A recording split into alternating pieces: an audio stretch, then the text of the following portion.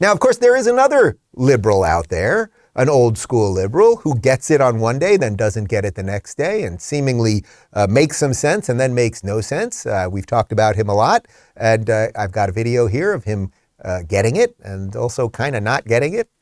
Bill Maher, ladies and gentlemen. The argument to me is like, has Twitter failed in setting themselves up in the past as the judge of what can go out there? And I would say yes, you have. You failed when you threw the New York Post off of Twitter for talking about Hunter Biden's emails, and it turned out that was a real story. Right. You failed when you said we couldn't read about whether COVID had come from a lab. You failed. Did you read about this Babylon Bee? Do you know what the Babylon Bee is? I didn't know this. No. It's like the Christian version of the Onion. Because everyone needs that. Well, some people do. I thought that was They're not Fox all News. you and me, okay? It says your trusted source for Christian news and satire. I didn't know there's such a thing as Christian satire. I thought the religion itself was satire. That's me. I'm not everybody, okay? I'm not everybody. Have a little humility, right? So listen to this. They got flagged for, they posted a funny video. This is funny to them. Okay. Sensitive content, Twitter said.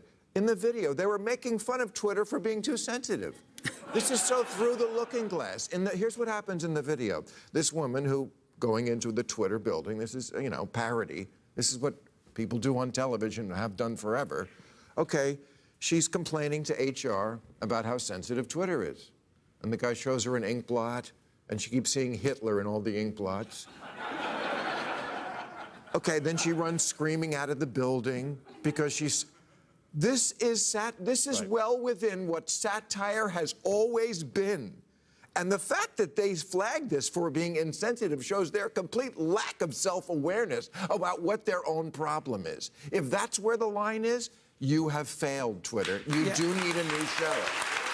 All right, so Bill Maher. Once again, you pretty much get it. Now, he's also showing that he doesn't get it. He didn't even know what Babylon Bee was until they presented him with that segment. So it sort of shows you that he's out of touch of what actually is kind of funny right now and relevant and edgy and everything else.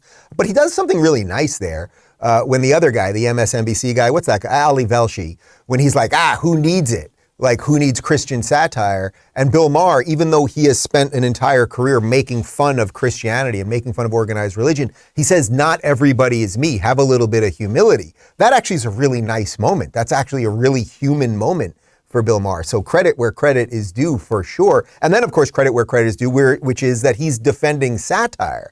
Now, unfortunately, he hasn't been screaming about all of the other censorship that Twitter has been doing for years. But again, I suppose at this point, the 5 last remaining good liberals are just slow motion conservatives. That's what they are. And I guess we just have to take it. That's okay. And maybe they'll fully get there.